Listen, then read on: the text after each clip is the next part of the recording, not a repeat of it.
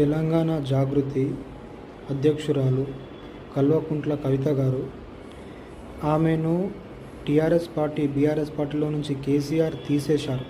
తీసేసిన తర్వాత కూడా కల్వకుంట్ల కవితక్క మళ్ళా ప్రెస్ మీట్లో మాట్లాడుతూ జై తెలంగాణ, జై కేసీఆర్ అని అంటుంది.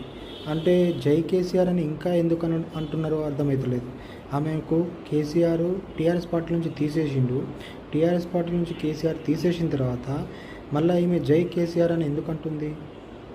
ఇప్పుడు 24 ఏళ్ళ నుంచి బీఆర్ఎస్ పార్టీ అనేది అంత అప్పటి నుంచి ఉంటే ఇప్పుడు ఇవాళ ఒక బీఆర్ఎస్ పార్టీ ఇంత ఒక స్థాయి అనేది ఇవాళకి వచ్చింది. మరి కల్వకుంట్ల కవితక్క గారు ఆలోచించి తీసుకున్న నిర్ణయమేనా ఆమె పార్టీ నుంచి రాజీనామా చేయడం? లేదంటే వీళ్ళు ఇప్పుడు ఏదన్నా చెప్పరాని తెలియనిది ఏదన్నా ఇంకా విషయాలు ఏమన్నా ఉన్నాయా దీంట్లో?